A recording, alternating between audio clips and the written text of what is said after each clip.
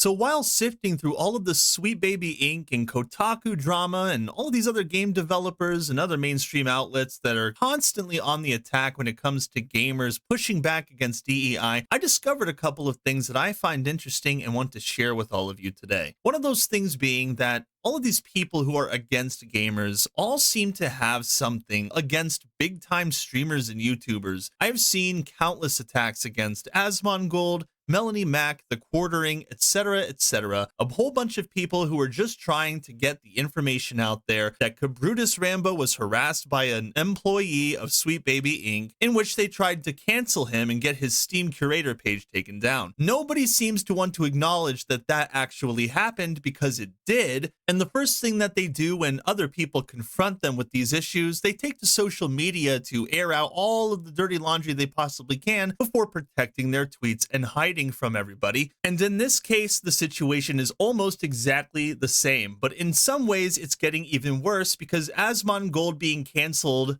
allegedly just isn't enough for these people. They want to talk more about him. They want to write articles about him, find ways to smear him to take attention off themselves. If you turn your attention to his page here, he has one video saying, "I'm canceled again."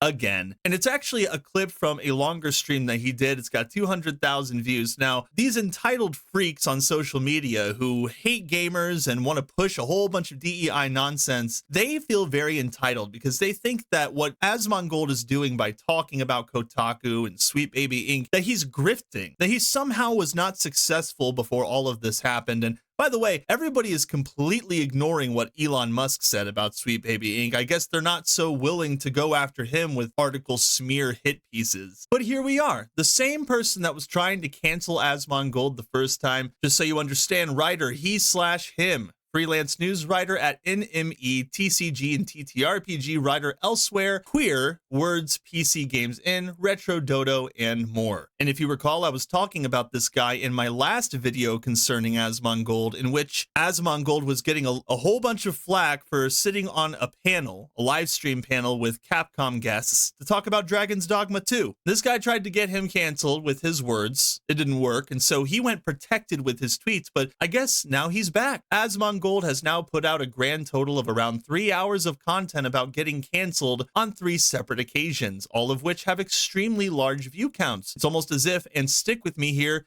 he's a grifter. But Ryan actually tried to get asmongold canceled, and for what? For being on a panel? Ryan's like, this is going to result in him making a video called "I'm being canceled again, muting this post because I have Scooby-Doo games to play." And I just want to point out to people watching this, asmongold has millions of subscribers on YouTube. He has a bunch of followers on Twitch. I mean, this guy is a very successful Twitch streamer. And it's not just because he's talking about Sweet Baby Inc. I mean, the guy just plays video games mostly, talks about movies sometimes, and then reacts to certain content. But to say that he's grifting when all of these other mainstream outlets are getting in on the Sweet Baby action by trying to defend the company against the will of gamers, it just looks like a bad faith situation. But then he goes on to say this, "Oh, hey, you're friends with Melanie Mack, would you mind shedding some light on why she refused an interview with Alyssa Mercanti, especially since she's so confident spewing bile online?" This person's very supportive of Alyssa Mercanti's rhetoric, even though Alyssa Mercanti said that you can't be racist towards white people, and she's been trying to dunk on all of these big YouTubers. She's scrounging for scraps over at a failing Kotaku, trying to get that editor-in-chief position, even though she's just a senior editor now. And if you haven't been notified yet, she has been given permission to write a bunch of articles about YouTubers or about right-wingers, etc., etc. And her plan is in full motion. As you can see from Ryan Easby's shameless tweets, it just so happens to be one of the tweets that Alyssa Mercanti decided to retweet. Now, this is evidence right here, although there is a bunch of evidence showing that all of these reporters and game developers, they're all on each other's side. They're all banding up against gamers, retweeting each other all the time, trying to soak in as much negative energy as they can to popularize themselves. They're very narcissistic too. I mean, all Alyssa ever talks about is how everybody's making thumbnails about her. She says that Melanie has rescinded her agreement to have a chat with me. I thought someone who gleefully tweets wrestlers would feel comfortable talking one-on-one, but it appears that's not the case. Oh well, because if you recall, she is planning on writing a big hit piece about Melanie Mack, but I think that this thing is even bigger than we all realize. She's going after Asmongold, Melanie Mack,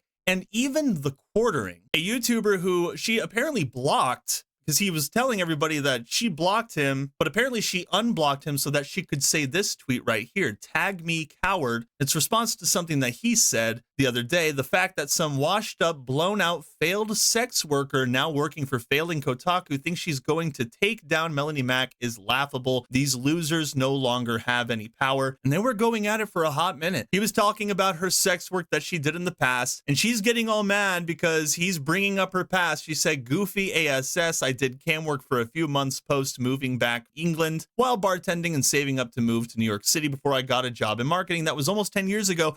I'm seeing all of these reasons that could justify why you had to do what you had to do back then, but you're also doing the same thing that you're accusing other people of doing." Alyssa Mercanti is hunting gamers down, gamers who just so happen to be YouTubers. She's going all over social media, asking people for a bunch of information that she can use against these people. She tried the same thing with Melanie Mack, although after Melanie Mack accepted the interview request from Alyssa Mercanti, which, by the way, looking back on that, I think that that might have been a good idea. Because what it appears that a Kotaku is trying to do instead of making people play games and write 50 articles is that they're trying to create this big smear hit piece, or at least this group of hit pieces that prove that gamers have experienced this cultural shift at some point in gaming history that is somehow the fault of people like Asmongold and The Quartering and Melanie Mack. She's going to try and make them look like awful people, make it seem like Christians are the problem, and that Asmongold is just a grifter who is convincing all of his followers to turn far right-wing, even though Asmongold is not a far right-winger. In fact, I'd say that all three of those YouTubers disagree with each other in one form or another. Not all three of them are right-wing, and I would go as far as to say that all three of them have different political views. But Alyssa says right here, "Do I have any moots who were regularly watching Asmongold and witnessed the shift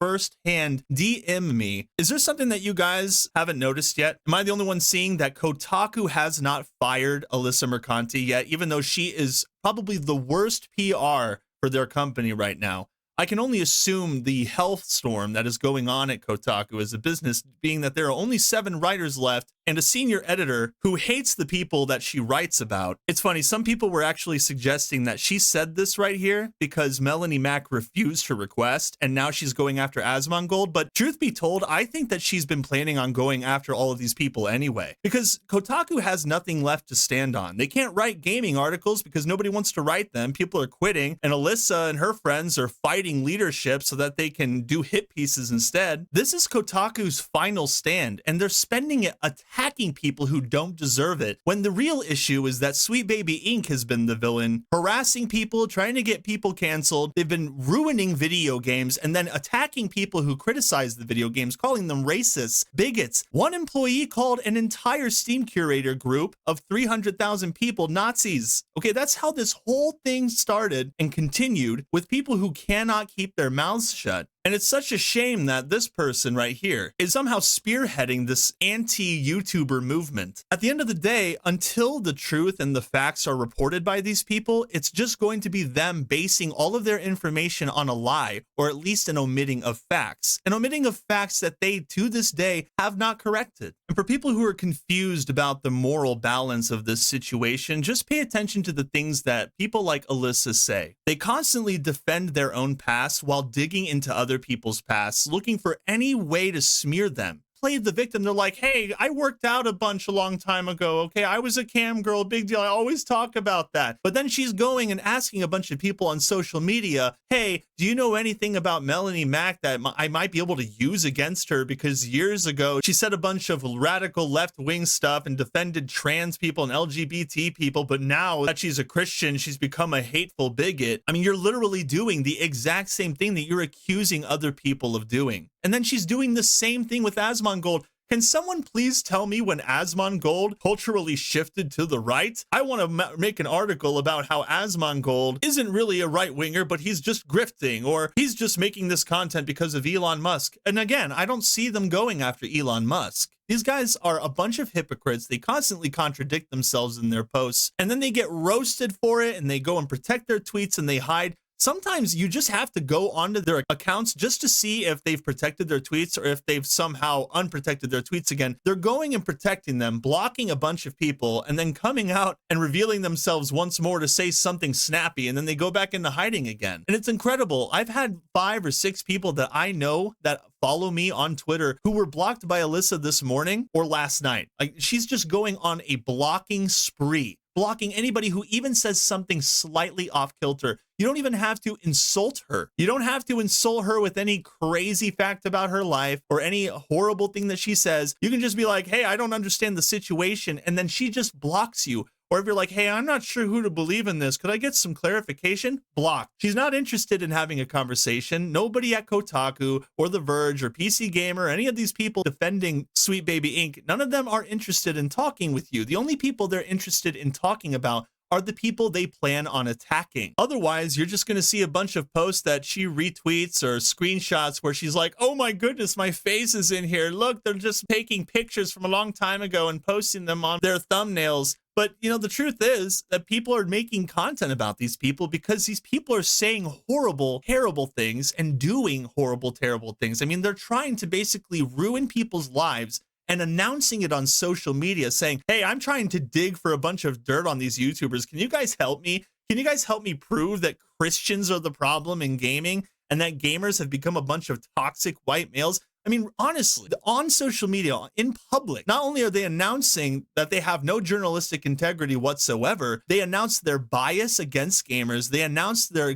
company is failing and that they're scrounging for scraps. And then they prove how unprofessional they are by going on social media and literally attacking everybody that does not agree with them, that doesn't even talk to them or about them, except for the quartering, of course, because he's always jumping in to talk about one of the hottest subjects. You know, that's just what he does. Not a big deal. You know, everyone's accused of being a grifter these days, but we're all talking about this because we all care about this. We care about video games. These people don't. If they did, they would be willing to have a conversation with the people that they've been blocking, including myself. And even the thing that I said to get blocked by Alyssa was very tame. All I did was quote what she said and then push LOL, and that was enough for her. Okay, but guess who she isn't blocking? She isn't blocking Melanie Mack. She isn't blocking the quartering. She isn't blocking asmongold or talking about Elon Musk. I actually don't know if she's blocked asmongold or not. But still, whatever the story is and whatever they think their magnum opus is going to be, I can tell you this. It'll probably be one of the biggest disasters for gaming news, and it'll probably be the death knell for Kotaku, because there's only so much attacking that gamers can take before they finally retaliate, and that's where we are at right now. Gamers are retaliating, and that's why these people are panicking, constantly quote tweeting, retweeting, trying to find a whole bunch of information, literally just going in public and saying, hey, come on, I need a little something, something. I got to ruin this person's life. Come on, give me something, anything. And that is the legacy that Kotaku is going to leave behind. A legacy where they were attacking people for years. And then when it came down to it, when their company was finally starting to go under, they put all of their money on a woke white lady who hates gaming, constantly attacks people on social media, and has a bias against white people, which, if you think about it, is Kotaku's saving grace. And that's about all I have for today. I hope you guys enjoyed this video. If you haven't had the chance to share it with your friends and hit that like button, that would be awesome. And hey, if you're feeling ultra spicy, consider subscribing to my channel so that you're always up to date on what kind of thing I've got going on. I look forward to seeing you all in the next one. Later. Meow, meow.